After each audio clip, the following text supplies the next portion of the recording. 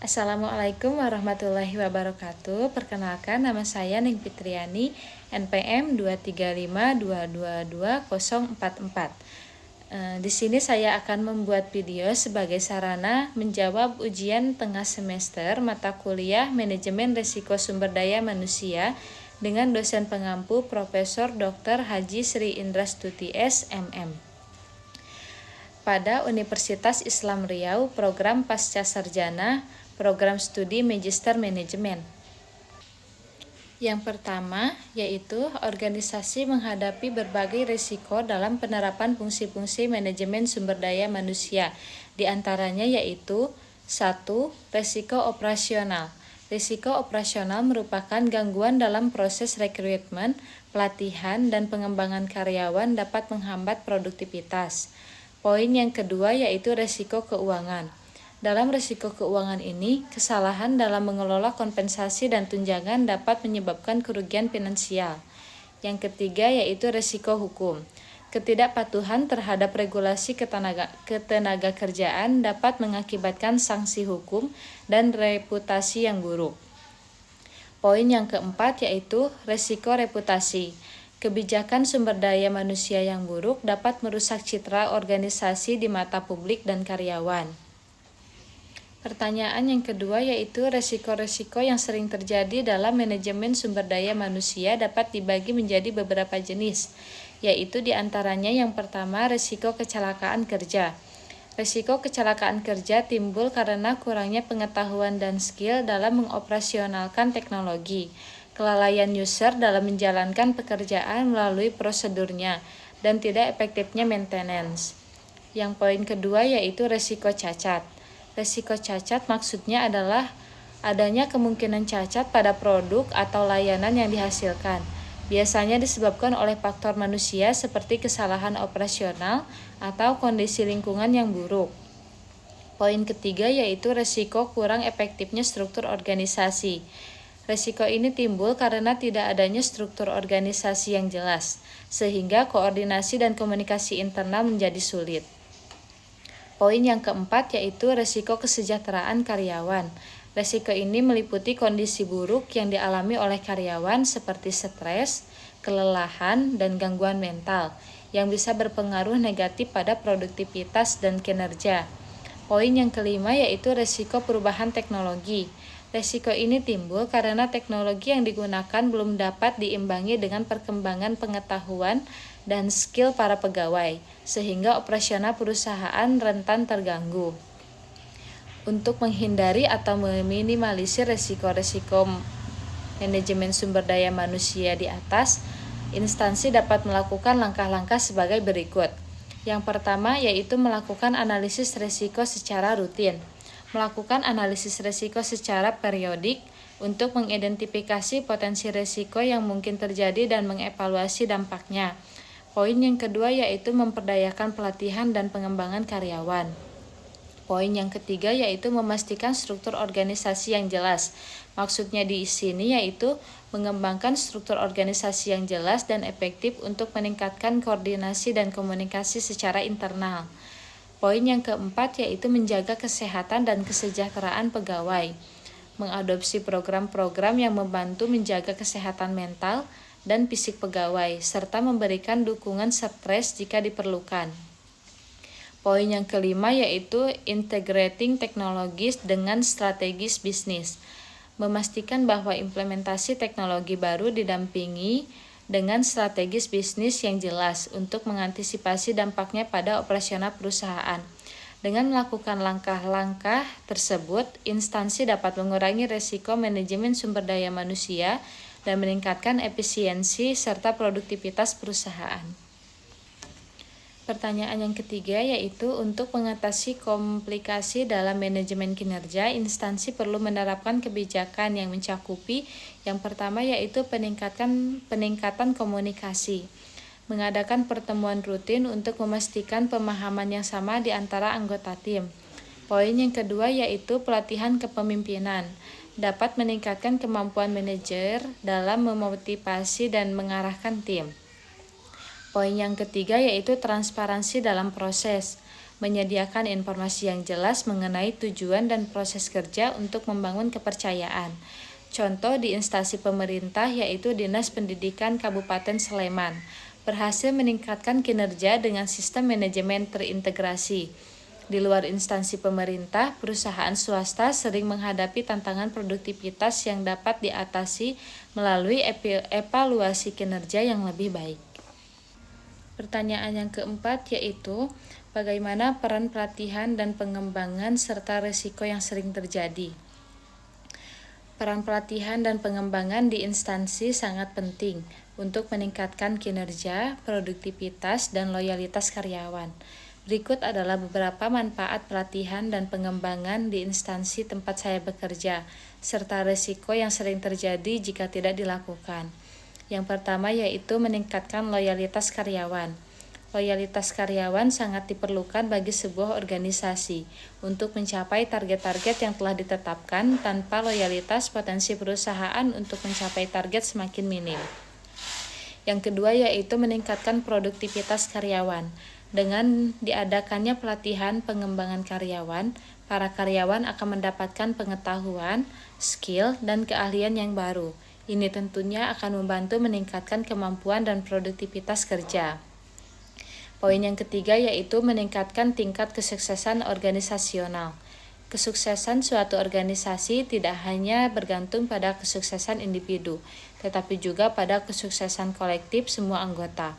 Oleh karena itu, pelatihan pengembangan karyawan sangat diperlukan untuk meningkatkan kesuksesan organisasional. Yang keempat yaitu mengurangi risiko kesalahan kerja. Tanpa penyamaan knowledge dan tambahan pengetahuan, skill, dan keahlian baru, risiko terjadinya kesalahan kerja akan semakin meningkat. Risiko jika tidak dilakukan pelatihan dan pengembangan yang pertama yaitu kurangnya loyalitas karyawan. Banyaknya resign, karyawan akan merasa kurang dihargai atau kurang kompeten dalam pekerjaan mereka. Hal ini dapat meningkatkan biaya rekrutmen dan pelatihan baru. Pertanyaan yang kelima yaitu, kebijakan apa yang harus dilakukan untuk mengatasi hal tersebut? Contoh risiko eksternal. Yang pertama yaitu risiko reputasi.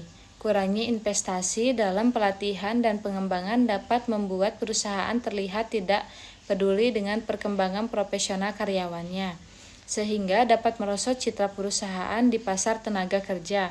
Contohnya, suatu perusahaan IT yang tidak melibatkan karyawannya dalam proses update teknologi baru, akhirnya gagal dalam proyek besar dan reputasi perusahaan turun drastis. Risiko-risiko tersebut dapat dicegah jika instansi melakukan investasi serius dalam program pelatihan dan pengembangan karyawan. Dengan demikian, organisasi dapat meningkatkan produktivitas, loyalitas, dan overall performance serta mengurangi risiko kesalahan kerja dan reputasi yang buruk. Pertanyaan nomor 6 yaitu, kemukakan dengan jelas untuk apa Key Performance Indicator itu digunakan. Key Performance Indicator atau KPI digunakan untuk mengukur dan mengevaluasi kinerja organisasi, proyek, atau individu dalam mencapai tujuan strategis. KPI memberikan informasi yang jelas dan terukur, membantu pemangku kepentingan dalam mengambil keputusan dan perancangan strategi yang lebih efektif. KPI juga berfungsi untuk menetapkan target yang terukur, memotivator kemajuan, serta meningkatkan akuntabilitas di dalam perusahaan. Dengan demikian, KPI adalah alat penting untuk mengidentifikasi peluang dan tantangan dalam kinerja bisnis. Pertanyaan nomor 7 yaitu, jelaskan praktek Key Performance Indicator dan kemukakan dengan contoh pelaksanaan dalam organisasi. Praktek Key Performance Indicator atau KPI merupakan salah satu strategi penting untuk mengukur dan mengevaluasi kinerja karyawan dalam organisasi. Berikut adalah praktek-praktek dan contoh pelaksanaan dalam organisasi. Yang pertama yaitu menentukan keberhasilan. Contohnya, kami menggunakan KPI, penambahan pendapatan, untuk menentukan apakah tujuan strategi penjualan telah tercapai. Setiap bulan kami mengukur total pendapatan penjualan dan membandingkannya dengan target yang telah ditetapkan. Poin yang kedua yaitu meningkatkan transparansi. Contohnya yaitu untuk meningkatkan transparansi, kami membuat laporan KPI mingguan yang berisi data-data krisis seperti jumlah kontak, deals yang ditargetkan, dan penyelesaian tugas. Ini membantu semua stakeholder memiliki gambaran jelas tentang kinerja kami. Tipe-tipe indikator yang pertama yaitu leading indikator. Contoh, kami menggunakan leading indikator seperti target penjualan mingguan untuk prediksi masa depan. Ini membantu kami mengidentifikasi tren dan pola dalam data kinerja sebelum mereka terjadi. Yang poin kedua yaitu lagging indikator. Contohnya yaitu pada lagging indikator seperti penyelesaian proyek, memberikan informasi tentang progres ke arah pencapaian tujuan yang telah tercapai. Keduanya digunakan bersama-sama untuk mendapatkan gambaran lengkap tentang kinerja kami. Pertanyaan ke-8 yaitu apakah KPI dapat mendukung terhadap karir? Jawabannya yaitu KPI atau Key Performance Indicator dapat mendukung karir seseorang di organisasi dengan memberikan ukuran kinerja yang jelas. KPI membantu karyawan memahami harapan manajemen sehingga mereka dapat fokus pada tujuan yang ditetapkan. Selain itu, KPI berfungsi sebagai alat evaluasi yang memungkinkan pengenalan area untuk perbaikan dan pengembangan diri. Dengan pencapaian KPI, karyawan juga berpotensi mendapatkan penghargaan yang akan meningkatkan motivasi dan loyalitas mereka terhadap organisasi. Pertanyaan yang ke-9 yaitu tantangan apa yang saudara hadapi di masa datang yang berhubungan dengan karir. Berikut adalah beberapa tantangan karir yang memungkinkan akan dihadapi dalam era digital. Yang pertama yaitu perubahan tuntutan pasar kerja. Alasannya yaitu karena di era digital tuntutan pasar kerja semakin kompetitif dan dinamis. Individu yang tidak mampu memenuhi tuntutan ini bisa tersisihkan atau kehilangan peluang karir. Yang kedua yaitu disrupsi teknologi. Alasannya yaitu perkembangan teknologi seperti AI, robotika, dan otomatisasi telah mempengaruhi banyak pekerjaan tradisional. Bahkan ada beberapa jenis pekerjaan yang terancam digantikan sepenuhnya oleh mesin. Yang ketiga yaitu kebutuhan mengikuti perkembangan teknologi. Alasannya yaitu individu harus tetap memperbarui pengetahuan mereka tentang teknologi dan tren industri terbaru. Keterampilan teknologi seperti pemrograman, analisis data, dan pengembangan aplikasi semakin penting dan dibutuhkan dalam berbagai bidang pekerjaan. Yang keempat yaitu perubahan paradigma kerja dan lingkungan kerja. Alasannya yaitu cara kerja dan lingkungan kerja juga mengalami perubahan signifikan. Banyak perusahaan telah beralih ke model kerja jarak jauh atau remote yang menuntun keterampilan manajemen waktu, komunikasi virtual, dan kolaborasi online. Poin yang kelima yaitu kompetisi di tingkat global. Alasannya yaitu pasar kerja kini semakin bersifat global, sehingga persaingan untuk mendapatkan pekerjaan menjadi lebih ketat. Bersaing dengan talenta dari seluruh dunia adalah suatu yang umum, namun juga membuka banyak peluang untuk belajar dan bekerja dari mana saja di dunia. Pertanyaan ke-10 yaitu kasus perusahaan bisnis internasional yang efektif dalam menanggulangi atau mempertimbangkan risiko aktivitas manajemen sumber daya manusia, yaitu Starbucks. Dengan latar belakang perusahaan Starbucks telah menjadi salah satu contoh bisnis internasional yang sukses dalam menghadapi berbagai jenis risiko, termasuk risiko manajemen sumber daya manusia. Strategi yang dilakukan oleh Starbucks yaitu yang pertama global efisiensi. Starbucks fokus pada efisiensi global dengan memastikan bahwa sistem operasionalnya dapat beroperasi dengan baik di berbagai lokasi geografis. Contohnya yaitu implementasi sistem manufacturing yang canggih untuk memproses order kopi dengan cepat dan tepat, sehingga mengurangi kesalahan dan peningkatan produktivitas.